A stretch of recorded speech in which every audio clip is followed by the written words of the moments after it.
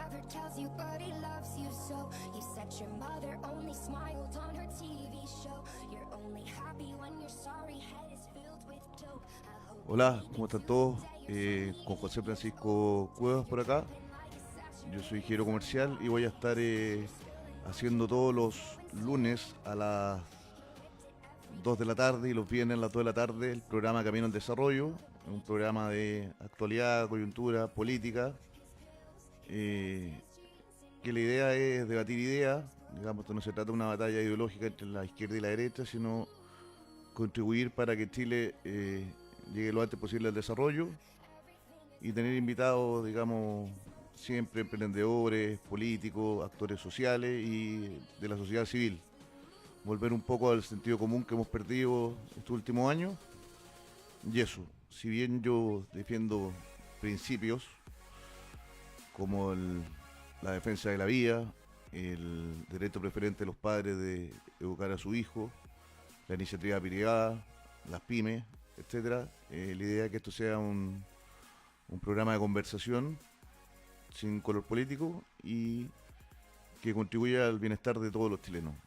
Nuestro primer invitado es Tomás Jocelyn Holt, es candidato presidencial, abogado, él fue senador y es un ex DC.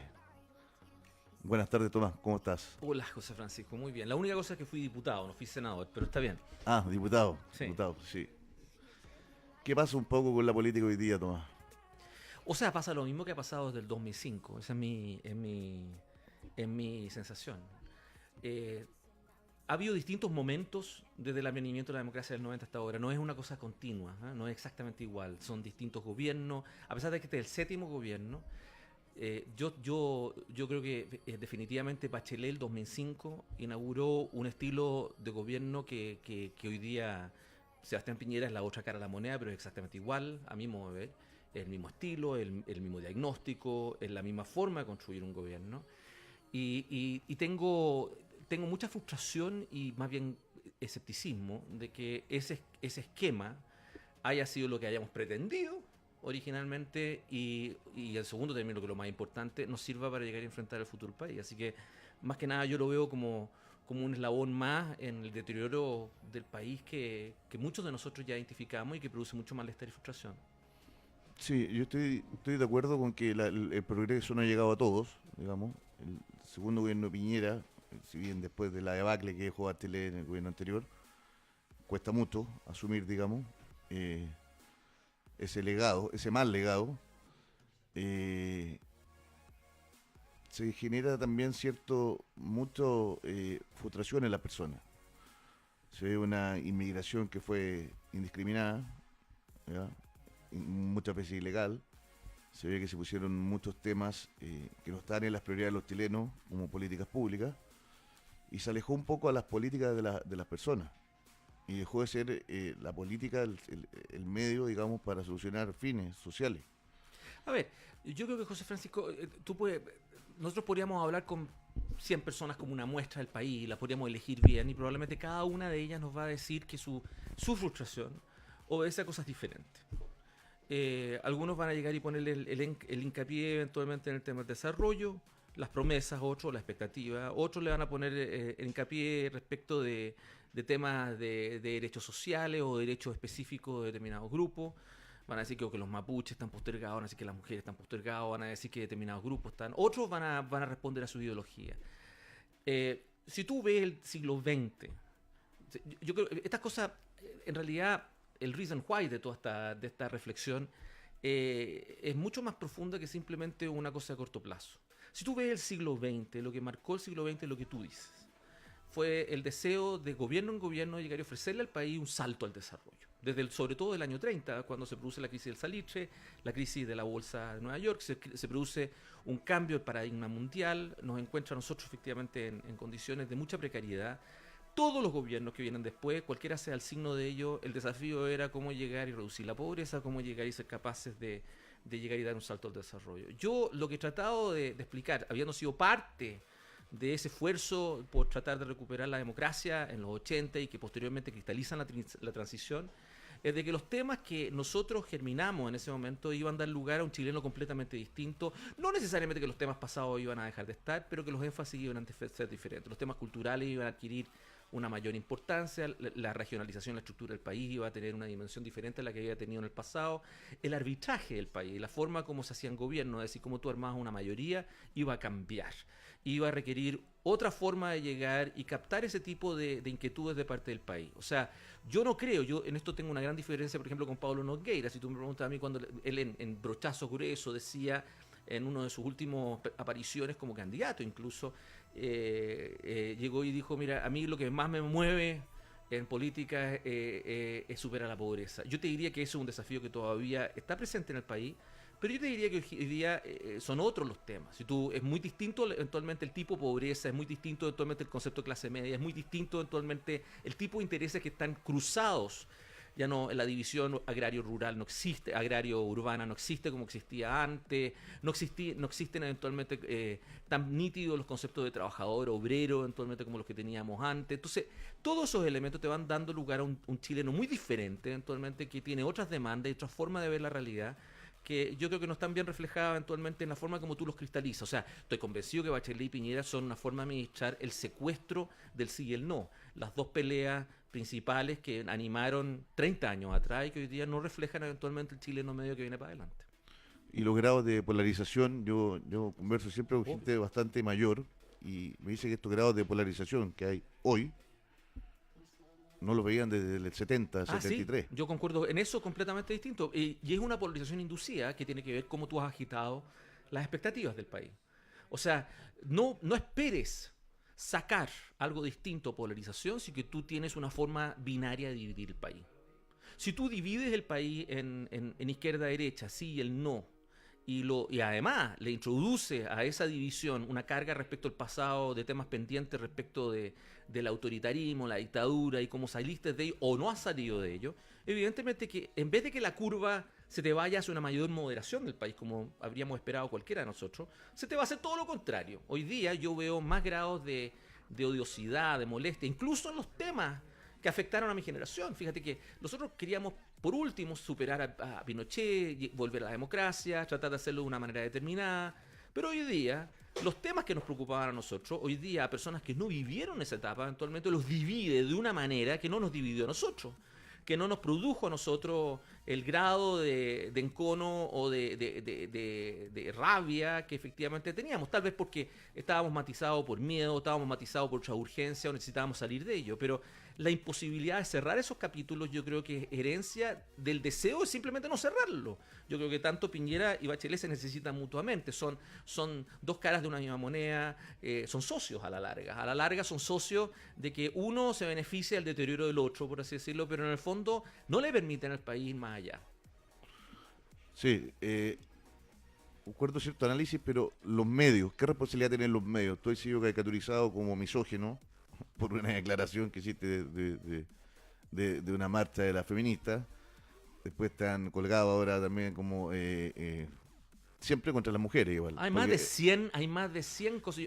Contra Carmen Hert. Los equipos míos cuando yo postulado, la primera cosa que hacen es que dicen que van a hacer un trabajo para llegar y ver qué es lo que se dice de mí, y en realidad yo les digo que yo lo tengo, porque yo tengo el Excel. Entonces, yo llevo como 150 o 140 y tantos adjetivos o cosas que se dicen de mí eventualmente con el objeto de anularme, por así decirlo, en cierto sentido.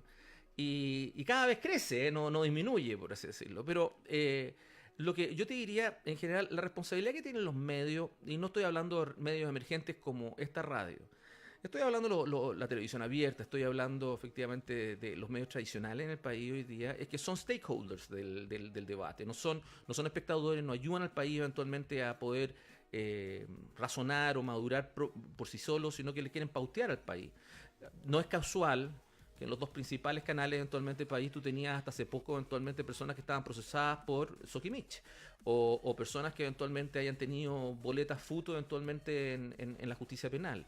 No es casual que hoy día el canal de televisión nacional esté dirigido por una de las personas que entregó boleta a la campaña de Sebastián Piñera en el año 2009.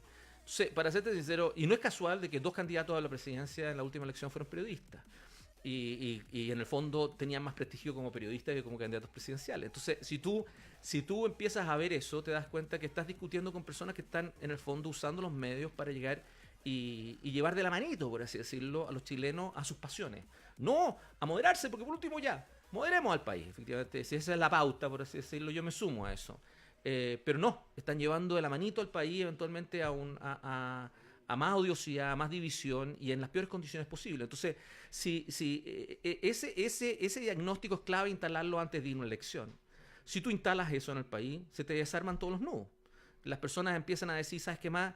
Tiene tal vez razón este tipo, eventualmente no podemos seguir efectivamente en estos temas, no nos afectan eventualmente del mismo modo que afectaba del pasado. Hoy tenemos nuevos temas que no están arriba de la agenda. Tú has mencionado algunos, el tema de la inmigración, son temas culturales, eso eventualmente no tienen efectivamente el espacio, no tienen la tribuna, y en realidad cuando la tienen de una manera muy manipulada, efectivamente, que no permite llegar a avanzar. Imagínate que el gobierno anunció una expulsión masiva de inmigrantes el otro día y eran 67 peruanos y bolivianos, 67.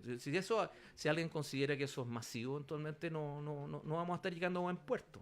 Entonces, si tú me preguntas a mí, yo creo que nosotros tenemos que ayudar, y estos medios como lo que tú estás iniciando aquí en Radio Tacha, eventualmente un esfuerzo enorme es por generar masa crítica y que podamos avanzar eventualmente más allá del blanco y negro. Y yo por eso agradecí la invitación y acepté el tiro. Sí, lo que pasa es que los medios a la larga sí, es como el museo de la memoria. Si va a contar una parte de la historia, que lo financie una parte de la izquierda, digamos así. Si quiere la izquierda van a gloriarse con el Museo de la Memoria, que creo que es un museo que está a nivel mundial, digamos, europeo y todo el tema. No sé, mira, yo he participado en este debate porque lo encuentro un debate que lo creo clave y que creo que Sebastián Piñera capituló en ese debate. Son amigos míos, fíjate, los directores de ese museo actualmente. Ricardo Brodsky, que fue hasta director hace poco, estuvimos juntos, él estaba en la vicepresidencia de la FECH cuando yo era presidente de la Católica, así que y yo conozco a prácticamente todo el directorio de ese museo y creo que de alguna manera uno puede llegar y razonar con ellos de un modo eventualmente hacerles ver que eventualmente necesitan cambiar. Yo te quiero dar un ejemplo. Si tú me dices a mí el memorial que está afuera del Reichstag en Berlín al holocausto, eventualmente que es una serie de cubos, por así decirlo, que están por alrededor, es absurdo ponerle una placa, un disclaimer, eventualmente decir, ¿sabes qué más? Esto se da en un contexto X. Si tú me dices a mí el letrero o la placa que está en el cementerio general con todos los muertos eventualmente desaparecidos, eventualmente es absurdo ponerle un disclaimer abajo, vamos a contextualizar. Pero un museo no es un memorial. Y además, cuando tú muy bien dices, está financiado con recursos públicos, la pregunta es, ¿cuál es el objeto eventualmente que lleva al país eventualmente a invertir en él?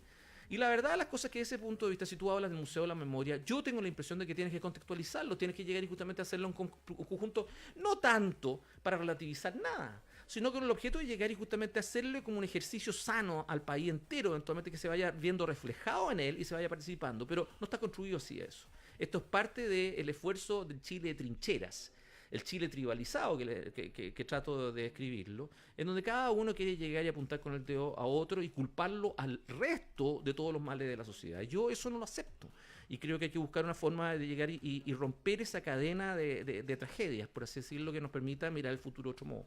Sí, por ejemplo, yo ayer conversaba con un amigo y él tenía amigos de familiares que habían sido torturados, pero él también había sido parte de militares caídos, también era familiar de militares caídos y de expropiados, porque eso también pasa colado, también todas las expropiaciones que se hicieron entre Frei Montalva y después Allende, que ya terminó la reforma agraria, digamos.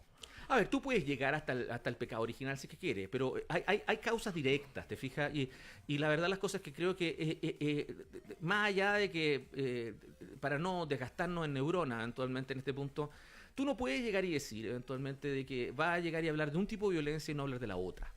Aquí hay violencias objetivas, por así decirlo. Nadie va a llegar y decir que llegáis a asesinar a un intendente eventualmente en mitad de la calle, eventualmente es algo que de alguna manera ocurre de la nada. ¿Eh?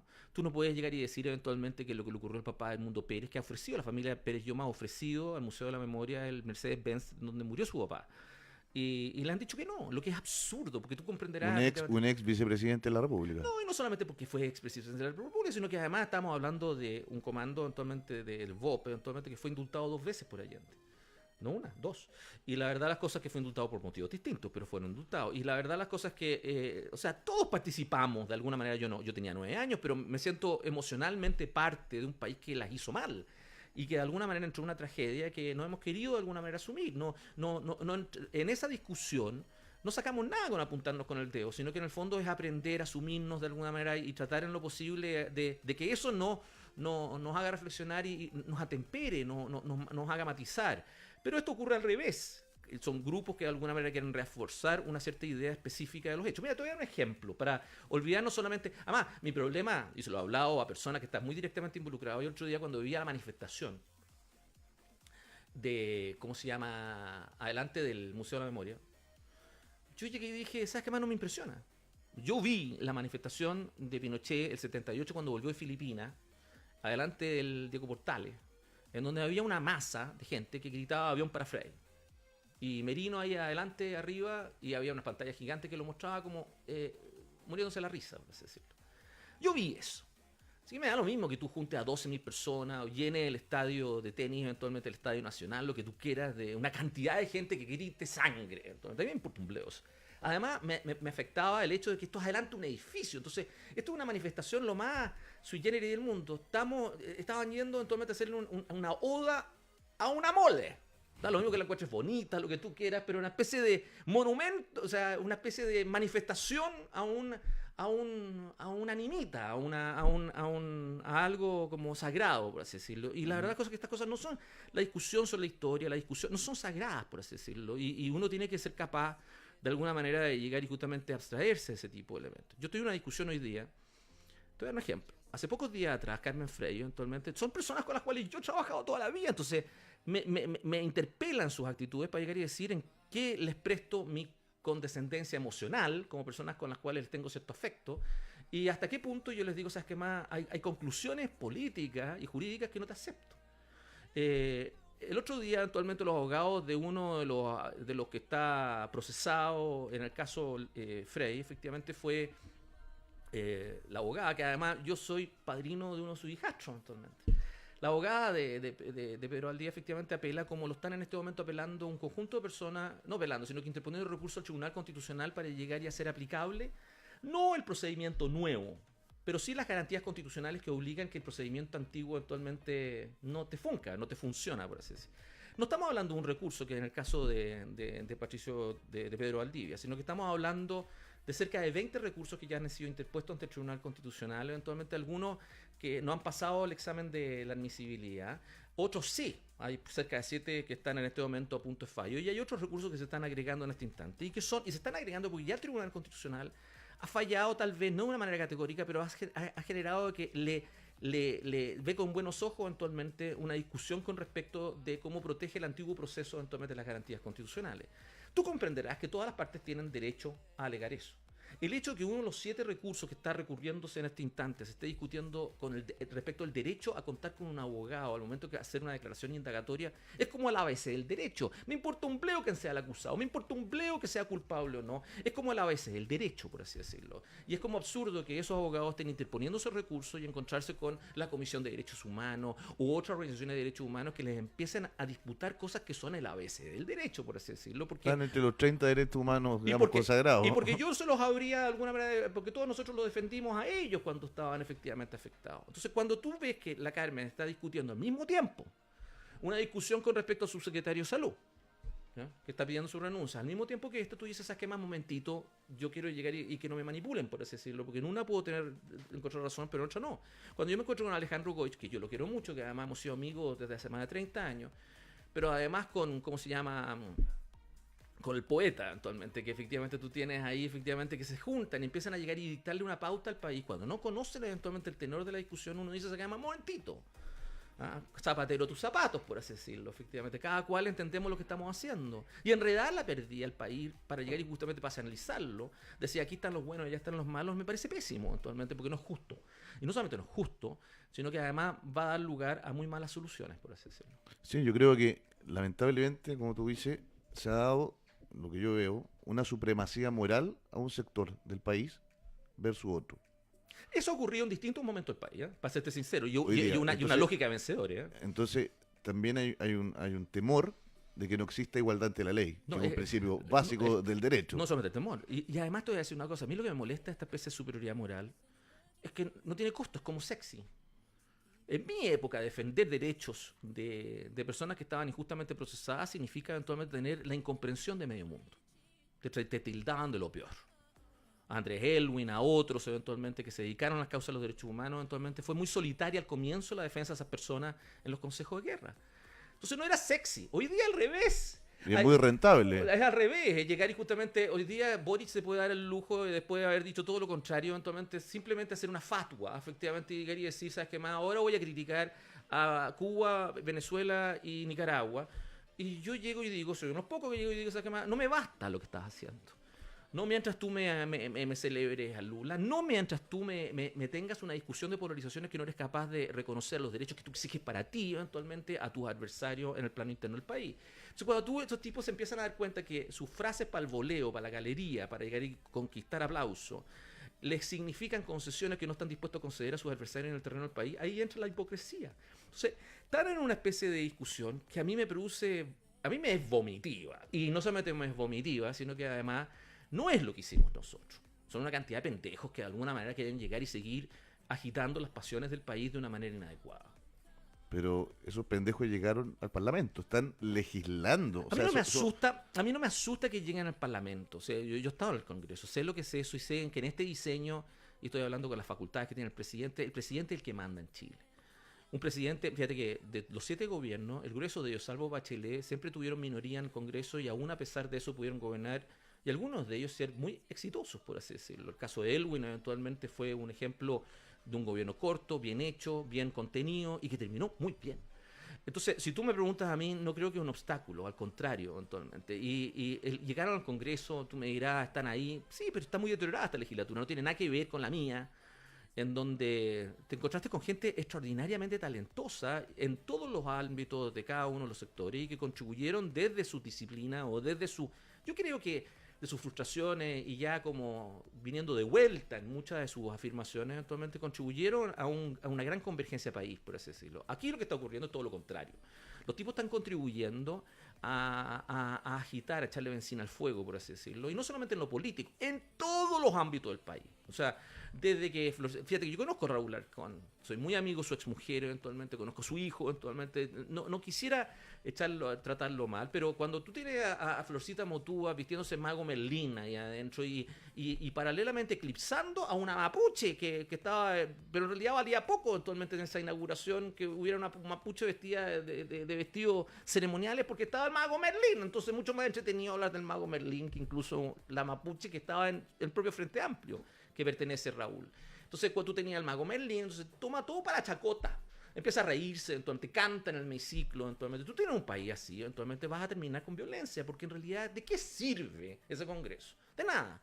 A alguien se le ocurre eliminarlo, como ocurrió en la historia de Chile en algún momento del país, eventualmente nadie va a ir a pararse delante del Congreso a defenderlo porque cree o esté convencido de que está en juego las libertades del país. Todo el mundo le importa un bleo que se queme el edificio. Y eso es grave.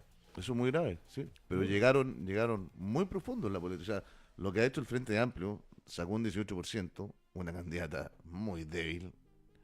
Hay en Chile 25% de los votos desde la elección presidencial del 2009 con Frey, Arrate, Meo, versus el mismo 25% en la elección eventualmente que eligió a Bachelet el 2013 y el mismo 25% que efectivamente participó en las elecciones que terminó eligiendo a Sebastián Piñera el año pasado, que no le gusta ninguna de las dos alianzas.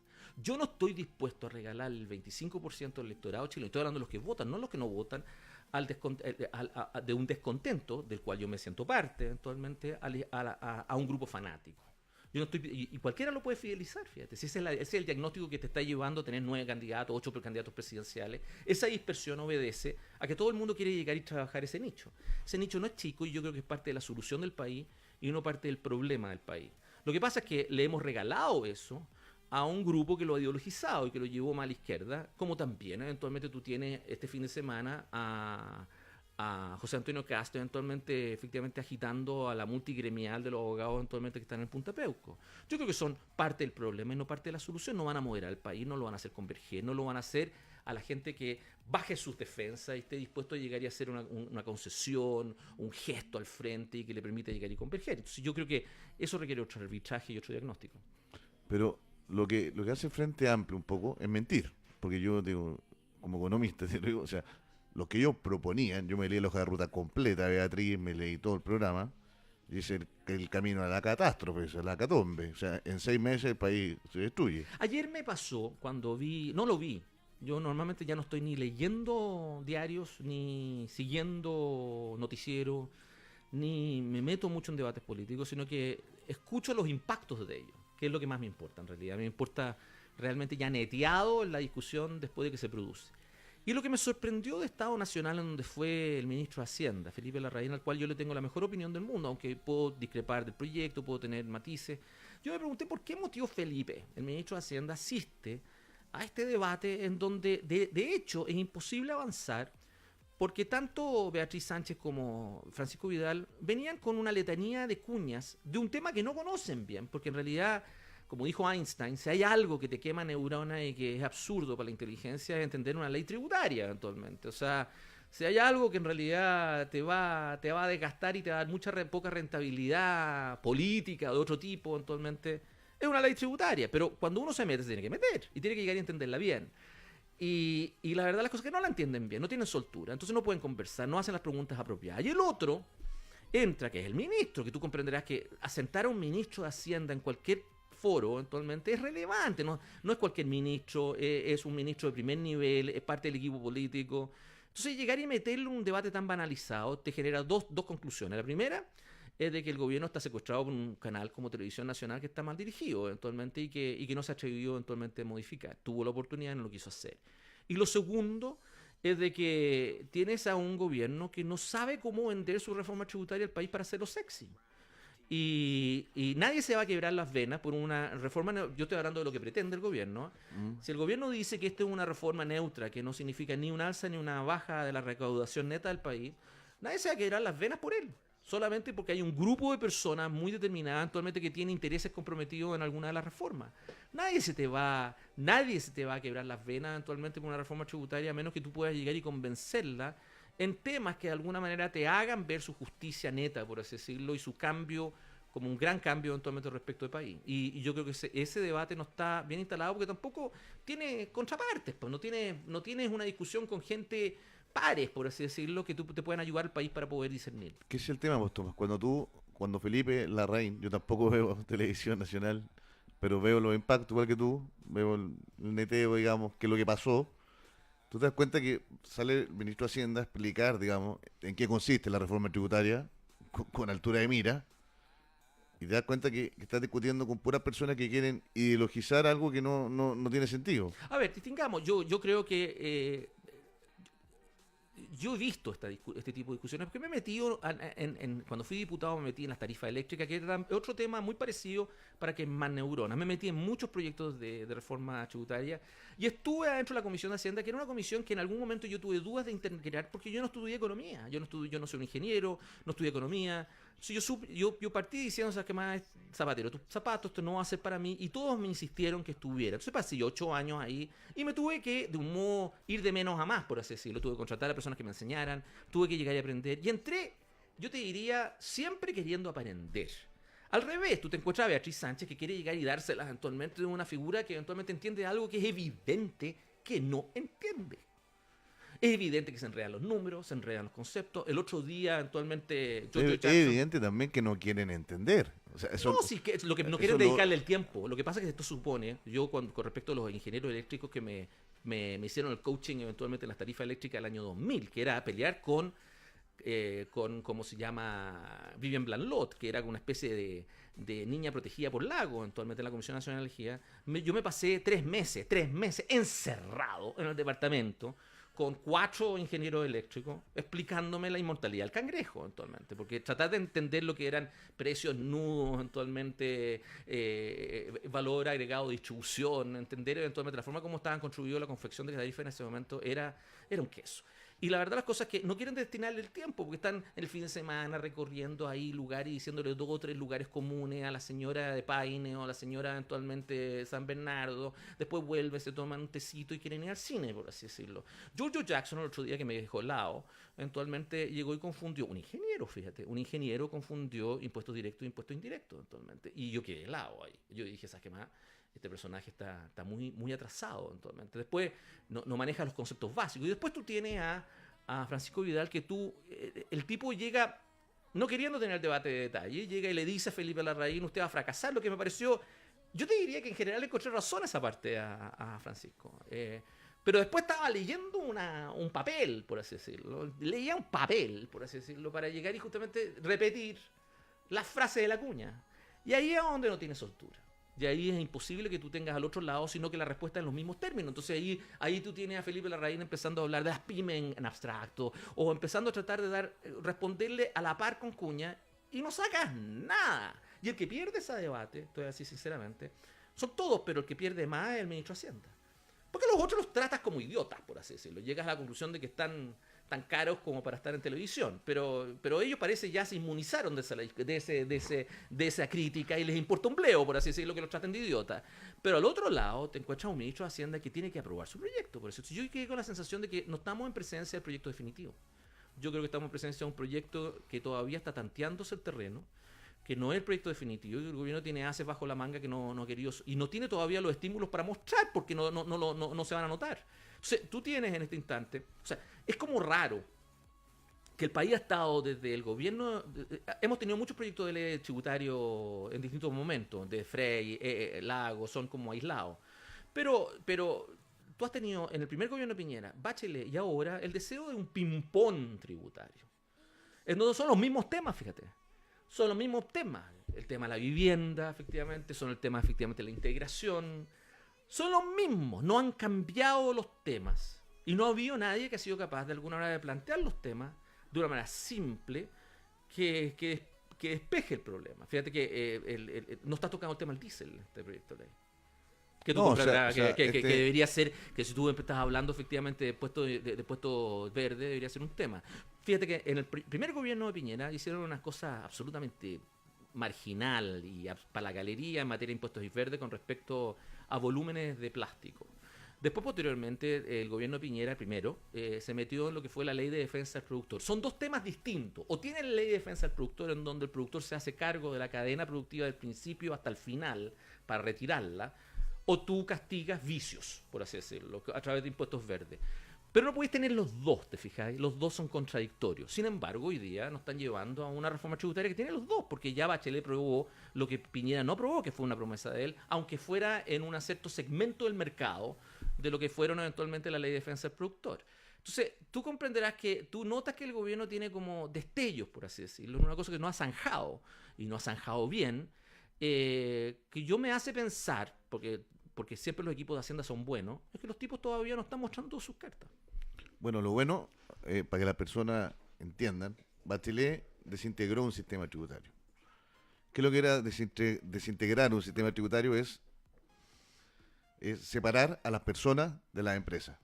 Y el impuesto de ganancia capital. Claro, pero es como que las personas a la larga no hagan empresas, o sea, las empresas las hacen los robots, porque si tú separas a las personas de las empresas, y ahora se está tratando de volver a un sistema integrado que tiene, yo te diría, bastante posibilidades de ser exitoso, porque estáis rebajando del 27 al 25 el impuesto a las pymes, estás tú tributando contra utilidades retiradas y no devengadas, favoreciendo la reinversión, ya que Bachelet eso lo castigó enormemente. No es así. Déjame tratar de... Primero, Bachelet no desintegró completamente el sistema, lo desintegró a medias. Y ese es parte del problema. Tú no puedes llegar... Tú tienes que ser consecuente en esto, actualmente. O lo desintegras completamente o lo integras completamente. Pero no podí llegar y justamente jugar a medias en este tipo de cosas, porque enreda, y no solamente enreda, se produce mucha trampa actualmente en el sistema.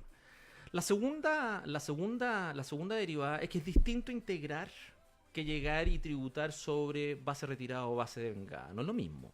El tema, la discusión sobre renta atribuida es el tema sobre cuándo tú tributas, si tributas al principio o no. Tú puedes integrar y cobrar eventualmente impuestos con base de vengada. ¿Ya? Eso lo puedes hacer perfectamente bien. Pero el tema de la integración y desintegración, y ahí quiero ir a tu afirmación, yo discrepo de esa afirmación. Las personas pueden formar empresas, pero no son lo mismo que sus empresas. Esa es la verdad. Y además te quiero decir una cosa, olvidémonos la discusión ideológica de esto.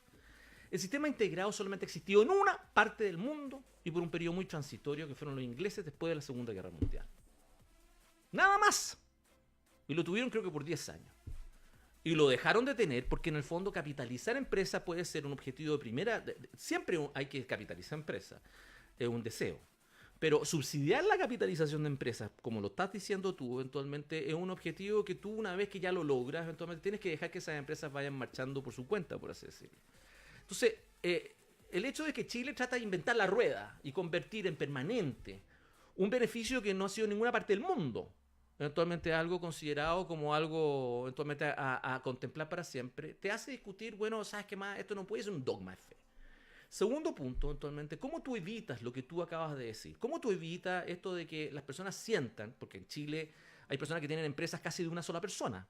Y ese es el problema. En el fondo usan la empresa para operar como persona. Eso es lo que están haciendo. Incluso hasta un cierto tiempo atrás cargaban a esa empresa eventualmente gastos personales. Eso es una cosa que todos sabíamos y era un problema de ilusión y que había que llegar y justamente corregir. Entonces, de eso no se trata. Cuando tú hablas de emprendimiento y hablas de empresa, estás hablando de proyectos colectivos, de distintas personas que ponen capital y riesgo y lo desarrollan. Pero eso es distinto a las personas que lo contemplan, lo otorgan. Y cuando tú tributas capital, muchas veces puedes hacer que esa plata, ese billete o ese volumen tribute varias veces. Lo que tú tienes que lograr es de que si vas a elegir la desintegración, yo soy un creyente de la desintegración, para serte sincero. ¿Y sabes por qué? Porque no vas a poder bajar IVA en Chile. Da lo mismo si lo quieres diferenciar o no, pero no vas a poder bajar un IVA muy alto en el país, uno de los más altos del mundo, si es que no desintegras. Porque la masa de los recursos tributarios del país son todo en base a impuestos, y ahí hay que decirle a George Jackson, indirectos. Son el uso del capital, IVA y impuestos a estos vicios. Por Consumo. Entonces, yo te digo con toda sinceridad de que tú puedes grabar varias veces, eventualmente, con una condición. Y eso me lo enseñó un gran adversario de la desintegración, que murió hace unos años atrás, que era efectivamente... Pedro Contreras, efectivamente, me dijo una vez, mira Tomás, tú puedes hacerlo en la medida que tú separas completamente y que la suma de cada uno de esos impuestos no sea muy alta. Si tú logras separar personas, empresas y al mismo tiempo ganancia de capital y que no te lleve la suma, incluso puedes jugar con la idea de un flat tax, de un impuesto parejo, desde los impuestos indirectos, pasando por las personas, el corporativo que sea parejo, con tal de que la suma no te llegue a niveles que te ahogan. Bueno, ese es el ejercicio. Alguien podrá decir, como lo dijo el ministro Hacienda el otro día, que te piden diferenciar IVA y te van a estar pidiendo diferenciarlo para todo. Alguien puede decir que si el día que tú haces eso, esta cosa de los impuestos bajos y que sean flat tax para todo y que no te sumen mucho, es un sueño porque te van a pedir aumentos progresivos. Bueno, bienvenido a vivir. Bienvenido a la discusión política, a tratar de instalar eventualmente lo que necesitas o no. Pero si tú me preguntas a mí, yo no creo que es justo. Si hay algo que grava a la clase media en Chile son los impuestos indirectos. Si hay algo que grava de una manera inadecuadamente al país, efectivamente, esta sensación de que las personas en distintos estratos están llegando y destinando distintas proporciones de sus ingresos, olvídate de los montos, proporciones de sus ingresos para el consumo que están teniendo, que son tratados como iguales, por así decirlo. Y ese problema es un problema a largo plazo. Esa rigidez tributaria es lo que ha tenido este ping-pong entre Bachelet y Piñera y no lo quieren resolver.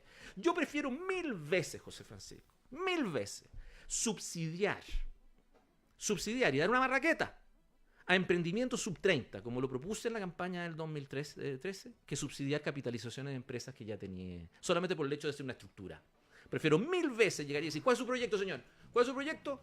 Yo voy a llegar y justamente voy a darle liberación de impuestos a los 2 o 3 primeros emprendimientos de todas las personas que participen en emprendimientos concretos que tengan menos de 30 años. ¿Tú te das cuenta de lo que significa eso? No es menor, ¿eh? Y te diría que, imagínate, y darles liberación de impuestos a los 3 primeros emprendimientos para que puedan fracasar, ¿eh? Porque siempre así es el tema del emprendimiento. Eso es mucho más audaz que llegar y tomar una decisión muy grande. Lo que pasa, ¿sabes por qué la integración es para algunos en Chile tan sexy? No solamente por lo que dices tú de las pymes. Es por otra razón. Es tan simple que tú conviertes a la empresa en el verdadero agente recaudador de impuestos. Esa es la verdad. Si aquí el impuesto interno no recauda nada. Nada. El que recauda en un sistema integrado son las empresas. Ellas te hacen el neteo completo persona-empresa. Y la verdad las cosas es que es muy simple y al mismo tiempo es muy eficiente desde ese punto de vista. Te permite llegar y tener una estructura. Y cuando tú estás al lado de Argentina, que tiene un problema tributario feroz, cuando tú estás al lado de Brasil o estás al lado de estos países que parte de sus dilemas fiscales son producto del tema de la recaudación, la verdad las cosas es que tener un sistema simple es un desafío. Y es un desafío correcto actualmente y que deberíamos todos ayudar. Pero yo te podría asegurar que si tú le convences a las autoridades de Hacienda que otro sistema puede ser igualmente eficiente y simple, por así, les va a importar un bleo si lo integran o no. Entonces la discusión es que tú tienes que llevar al ministro de Hacienda es esa. ¿Sabes qué más? ¿Por qué me rigidizan la estructura tributaria con mecanismos transitorios que pretenden estimular a corto plazo tus números? En empleo, en inversión, en las que quieres llegar y porque te prometen. Y tú quieres llegar y hacer un balón, una especie de globo de crecimiento de corto plazo. Cuando tú sabes, y sabes perfectamente bien, que esos no son los problemas de largo plazo que tiene el país para poder llegar y resolver los problemas de productividad y los números que te están afectando hasta el día de hoy. ¿Por qué no eres sincero en ese punto y te lleva? Pero eso no es la discusión ideológica de Francisco Vidal o de la Beatriz Sánchez. Esa no es la discusión de si iba o no iba. Esa discusión yo no la he escuchado, no la tiene nadie. Nadie te la ha dicho, te la ha llevado al gobierno. Porque no hay gente preparada en ese tema. No los hay, no han estado metidos, no tienen la estructura para ello. Y es mucho más rentable para ellos decir que esta reforma favorece a los ricos. Siguen en esta eterna lucha de clases. A ver, si tú me preguntas a mí, la baja de las viviendas no cabe la menor duda actualmente. O sea, es absurdo que el ministro de Hacienda, yo lo reproduje el otro día, me pareció muy inteligente lo que alguien dijo, no es idea mía. Es ridículo decirle al país, que el ministro de Hacienda le diga al país, yo no puedo llegar y diferenciar en el IVA de medicamentos, de libros, porque me lo van a pedir de todos, y al mismo tiempo que estoy bajando el IVA a la vivienda sobre la base de llegar y declararla exenta a vivienda. Esa es una de las contradicciones de Felipe Larraín que cualquiera le puede llegar y cobrar. Y me sorprendió, esto no tendría por qué hacerlo, pero considerando que esto es un medio emergente y que les gustan estos golpes, me sorprendió que el propio ministro de Economía, José Ramón Valente, le puso like a ese comentario. Yo casi le mandé un mensaje en privado como diciendo, ¿sabes qué más? No es tu rol ponerle like a esto, aunque yo esté de acuerdo con ello, pero te van a cobrar. Y nadie le ha cobrado porque nadie entiende el debate. Nadie lo entiende, nadie entiende el debate adecuadamente, porque como te digo, están en otra. Imagínate que esta reforma tributaria se da al mismo tiempo que están acusando constitucionalmente a ministros de la Suprema. Entonces, el charquicán que hay ahí adentro de pelea, eventualmente, todo el mundo a la larga, con lo único que se queda es que estos tipos lo único que saben es pelear y no resuelven nada. Y a la larga, la pregunta es quién gana esa discusión. Y yo no tiendo a pensar de que el gobierno que tiene la principal responsabilidad de gobernar es el que la gana. No la gana porque al final le da una sensación de desorden y fracaso en sus principales iniciativas. Y yo creo que eso es mi discusión con el hecho de que Felipe Larraín haya ido a ese programa ayer. Yo te quería llevar un tema de impuestos, pero más ideológico. Yo siempre he pensado que los impuestos deben ser proporcionales. Por ejemplo, el 10% para todos. El que gana más va a pagar más por el tema de que el 10% de 1 millón es más que el 10% de 500.000 pesos, ¿ya? Y no progresivo, porque a la larga, al ser progresivo, tú le estás pegando a que lo está haciendo mejor. Bueno, yo te dije hace un rato atrás flat tax. Yo te puedo llegar y decir, mira, el 70%, eso, a mí, el que me trató, yo he tenido a 2 ídolos o 2 gurús para mí, en lo privado, en donde yo cuando tengo dudas los llamo por teléfono. Uno que se me falleció, que es Pedro, eventualmente, y otro que es Claudio Agostini, que de repente ha tenido la gentileza de despejarme. Claudio hoy día es partidario de reintegrar, y está apoyando al gobierno en ello, aunque es partidario también de cobrar con base de vengada, es decir, con renta atribuida, por así decirlo. Y yo le pregunté una vez, bueno, ¿cómo podéis bajar el IVA si haces eso? Entonces me dijo, mira, puedes hacer 2 o 3 cosas. La primera que puedes hacer eventualmente es que tienes una cantidad de impuestos indirectos, que es el problema, que no le has hecho mano, le has echado mano. El diésel es una vergüenza. Y yo concuerdo con él que el diésel es una vergüenza. Yo creo que eso fue en un momento correcto para llegar y corregir problemas sociales eventualmente en una ciudad que estaba aumentando eventualmente, y el hecho de que todos los chilenos estaban adquiriendo vehículos, pero a esta altura te está generando más problemas que beneficios. De hecho, el impuesto específico parte del terremoto, de la reconstrucción del Así terremoto. es. Todavía estamos pagando esa reconstrucción Así que es. ya está Entonces, por ende, tú todas las deberías- carreteras concesionadas. No, pero tú me lo estás como insinuando, como diciendo efectivamente que hay que bajar el impuesto. Yo creo que hay que aumentarlo actualmente. Es como una fuente de recursos, es una fuente de recursos correcta actualmente que no es menor, es grande. Segundo término, el 70% de los chilenos en Chile no pagan impuesto a la renta. 70% Sí. del país, en términos, no paga impuesto personal. Es lo mismo que impuesto a ganancia capital. En Chile no tienes en la práctica impuesto a la ganancia de la capital. Entonces, ese tema es el tema político de fondo, porque es el que requiere más decisión política y una decisión de autoridad, el presidente en particular, y tiene que llegar y moverlo adelante. Y yo tengo la impresión de que esta especie de concesiones de ir subiendo el nivel de renta exenta eventualmente ha sido la forma como justificar estos otros intrínguli, es decir, la integración, los beneficios, los artículos estos para llegar y justamente subsidiar la venta de acciones de primera emisión u otro, eventualmente, que te han enredado el sistema tributario a un punto que hoy día tienes que llegar y hacer lo contrario. Entonces, si tú, un ministro de Hacienda debería llegar y decir algo así, mira, déjame tratar de simplificar. Incluso ante esta jauría de personas que no entienden nada. Deberían hacer cosas como lo que hacía Nan Somerville, actualmente, que yo siempre le tengo mucho cariño actualmente a Nan, porque fue el único presidente de gremio que en los 30 años que hemos tenido democracia se sentó en el hemiciclo de la Cámara de Diputados y los enfrentó a todos. Yo estuve en ese hemiciclo y lo hizo genial. Imagínate un tipo con pañuelo seda, sentado en la bancada socialista. En eso entonces no habían diputados comunistas, en la bancada socialista. Y lo aplaudían a rabiar. No se sentó en la UDI, no se sentó en Renovación. Nan se sentó ahí. Y los trapeó. Pero no los trató mal, sino que los paseó, por así decirlo. Pero de una manera, de una elegancia, y lo aplaudieron. Pero Nan, a mí me gusta la gente que explica los endgames. Si tú tienes un ministro de Hacienda que dice, ¿sabes qué más? Yo estoy dispuesto a discutir impuestos indirectos. Yo estoy dispuesto a discutir eventualmente el impacto en la vivienda, el tema de los beneficios que estoy dando en este momento. Estoy dispuesto a discutir integración, ya. Pero discutámoslo desde un punto de vista estratégico de país. No lo discutamos sobre estos 800 millones menos, 800 millones más, esto es neto, no, la estimación está mal hecha. No nos enredemos en ese punto, porque en realidad, primero que nada, el gobierno, por una disposición constitucional, es el que define el rendimiento de los impuestos. Tú no puedes discutir la estimación de ingresos que tiene el gobierno. Eso es lo único que no se discute, porque además hay una disposición constitucional que dice, ¿sabe más lo que? Por eso Bachelet el gran engaño actualmente, porque Bachelet llegó y vendió su reforma tributaria sobre unas estimaciones que no se cumplieron. Y eso es lo que le están discutiendo a este gobierno hoy día. Pero no le puede. El gobierno entra a esa discusión, tanto como que tiene iniciativa exclusiva, así que no le pueden cambiar el proyecto. Y en segundo, le pueden echar abajo todo el proyecto. Y en cuanto a que es el gobierno el encargado de llegar y justamente decir cuánto va a rentar ese proyecto, y nadie le puede discutir eventualmente si está en lo correcto o no en su estimación. Entonces, si tú entras así, tú puedes llegar y justamente tener una discusión más generosa, por así decirlo, pero decente, sobre los beneficios de la integración, no integración, hablar de las pymes, no pymes, hablar al mismo tiempo de estos beneficios específicos de una manera más macro, que ayude al país, ayude a esos parlamentarios a desprestigiarse de alguna manera y ordenar la discusión. Pero no veo que el gobierno lo va a querer hacer. Yo creo que al revés, el gobierno va a aprovecharse de esta acusación contra los ministros de la Suprema, se va a esconder por detrás, va a enredar esto con una cantidad de temas específicos que va a enredar a cualquiera. Vamos a estar discutiendo si es que el que está discutiendo ahí en la televisión es inteligente o idiota, o no entiendo si entiende, y al final va a forzar la votación. Vamos a ver si es que gana con esa o va a perder. Sí, la pregunta es, ¿para qué pagamos impuestos? Bueno, Porque también es lo otro. O sea, se me olvidó esa cosa. Eso es una respuesta, José Francisco, que te quería dar. Yo entré al Congreso el año 94. El año 98 se escribió un artículo muy famoso de Pedro Engel con Galetovich y una persona más actualmente respecto de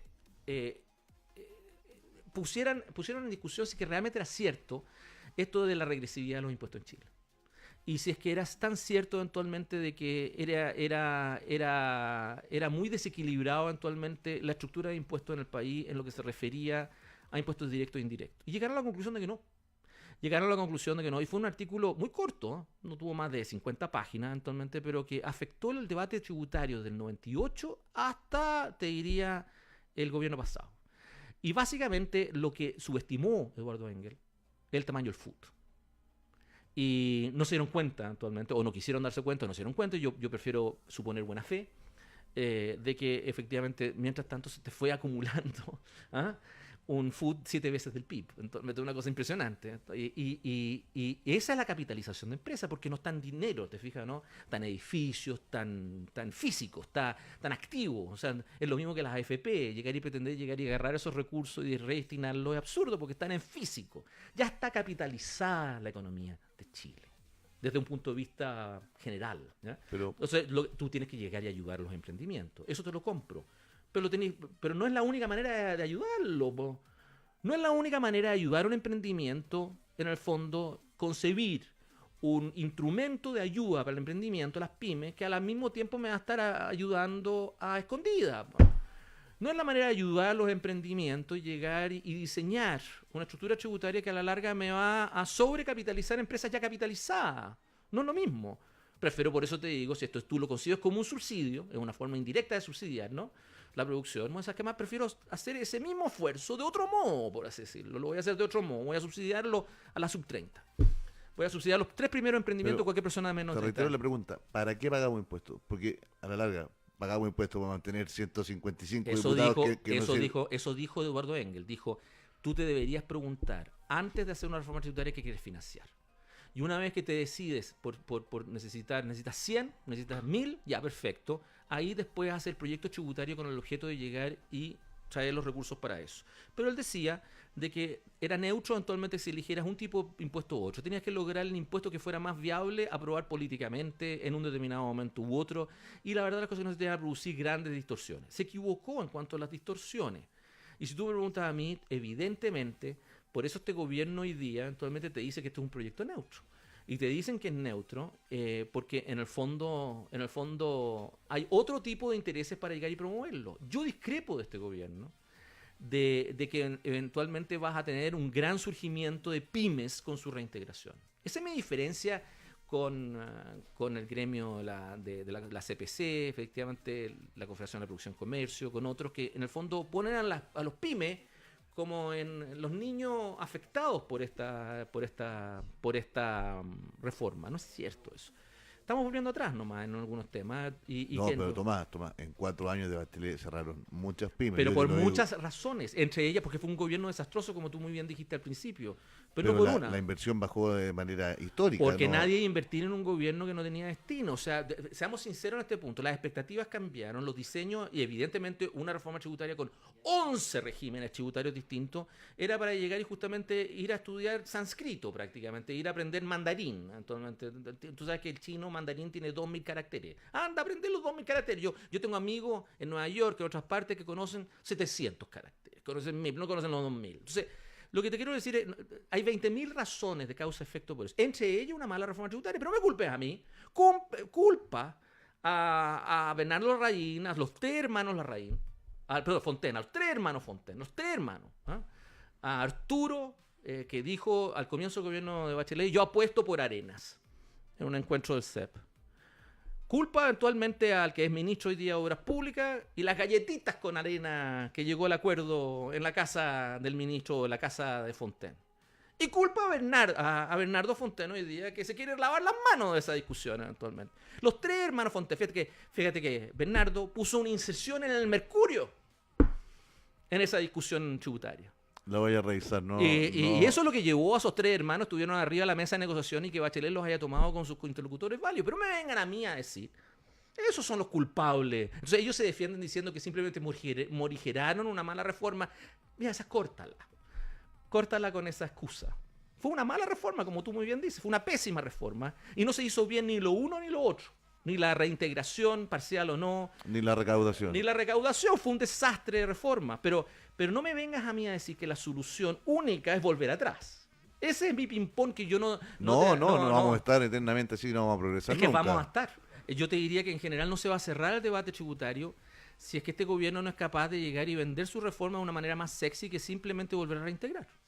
Y yo te diría que yo no me cierro a la posibilidad que se reintegre. Yo creo que hay lógicas de estructuras tributarias. Si se hace una cosa hay que hacer algo, si se hace otra cosa hay que hacer otra cosa.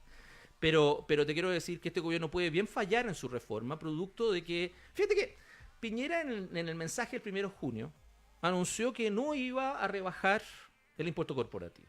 A mí me sorprendió porque no lo reservó eso para la negociación actual. Habría sido una moneda de cambio que le habría podido llegar y ayudar enormemente a la tramitación de su proyecto. Eso es todo, eso es lo que pasa con Sebastián Piñera, esa ansiedad política, esa incapacidad para llegar y colocar el largo plazo por sobre el corto plazo, esa incapacidad para llegar y justamente ayudar al país a desactivarlo, a bajar a bajar las armas, a tratar de mirarse, y necesita como tirarles cosas, ¿ah? Te doy un caramelo aquí, te tiro un caramelo. Es lo que yo creo que tiene el país en una neurosis desastrosa y va a fracasar. Yo te diría que lo único que le concedo a Francisco Vidal en el debate de ayer es que yo creo que puede tener razón que la oposición se cristalice de tal forma que diga, ¿por qué tengo que apoyar esta forma? ¿Por qué tengo que darle? Porque simplemente viene una cantidad de gremios a llegar y defenderme. No, señor, no me convence eso. Y yo te diría que en general, a menos que le encuentren otra forma de presentarla o que el gobierno tenga bajo la manga cosas que no ha mostrado, yo creo que puede tener bien razón eventualmente que va a tener más dificultades que facilidad esta reforma. Yo estoy más optimista con Sebastián Piñera, voté por él, creo que tiene un equipo económico La mayoría del país votó por él. de primer nivel y quiero que le vaya bien. Es que, bueno, eso es lo mismo que me decían amigos míos cuando votaron por segunda vez por Bachelet. Yo les dije que se van a equivocar. Yo trabajé con ella. Yo tengo que estar discutiendo el malo de la película, es decirle a amigos míos, en ambos lados del mostrador, que están equivocados. Yo sé que es parte del problema de cómo están construidos estos gobiernos. ¿Cómo le vas a decir a un tipo de 40 años, 30 años, 40, no 55 como yo, pero que tiene la oportunidad de entrar a un gobierno, de desarrollar talento público, por así decirlo, que no lo haga? Mi generación, eso es lo que quiso hacer con Bachelet en su segundo gobierno, quería entrar y sentía que era la oportunidad para entrar. Yo les dije, ustedes se van a equivocar, van a terminar todos pringados, van a terminar mal. No les van a hacer caso, no van a dirigir el gobierno, no lo van a hegemonizar y van a tener puros sinsabores, los van a usar, los van a dejar votados y van a terminar muy desprestigiados. No me creyeron. Bueno, lo mismo le digo a mis amigos hoy día, al otro lado, actualmente, porque la mayoría del país votó por Sebastián Piñera, si digámoslo como es. Pero decirles, ¿sabes qué más? Esto no les va a resultar. Y no lo estoy diciendo como la Beatriz Sánchez, no lo estoy diciendo como Francisco Vidal, no lo estoy diciendo para volver a eso, porque eso sería mantener esta tragedia, ¿no? Lo estoy diciendo como tratando de decir, ¿sabes qué más? Ya hagan lo que ustedes quieran, tengan fe y todo lo demás, pero usen sus tribunas, tú aquí, usen sus tribunas, sus cargos y todo lo demás para llevar a este caballero eventualmente a hacer lo correcto y no lo incorrecto. Cuando tira, no a la baja del impuesto corporativo el 1 de junio, la cosa del IVA a la vivienda ahora, o el otro caramelo ahí, está haciendo lo mismo que hizo la vez pasada y que fracasó. Tomás, ha sido un gusto, nos queda un minuto de programa. Tú dijiste en las presidenciales que Guillé estaba enfermo. Sí, pues. ¿Qué es lo que tiene Alejandro Guillé? Es que no, que lo diga él, pero ya da lo mismo, efectivamente. Nunca mostró su ficha clínica, sigo sosteniendo lo mismo que dije esa vez. Dije exactamente, lo sigo sosteniendo, no he cambiado mi ¿No quiere dar exclusiva? No, porque no me corresponde a mí eventualmente violar efectivamente los derechos pacientes que tenga él. Lo que sí él debió haber hecho y no hizo eventualmente era sincerado una enfermedad degenerativa que tiene y que se nota a la legua eventualmente y es evidente.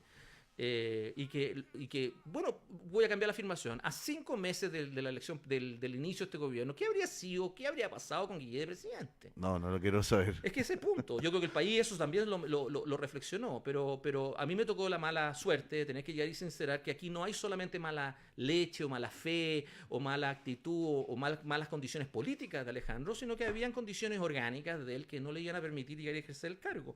Y yo creo que el tiempo no solamente me lo demostró para la presidencia, pero lo demostró también para la senaturía, para el hecho del ejercicio de él como cargo senador. No está en condiciones de terminar su periodo. Tomás, nos tenemos que ir, estará próximamente invitado para que terminamos. Se hizo muy corta la hora de conversación. Hablé mucho, muchas gracias. Muchas gracias por venir. No, esa es la idea, pues, que hable el invitado. Muchas gracias, lo pasé bien. Gracias. Un abrazo.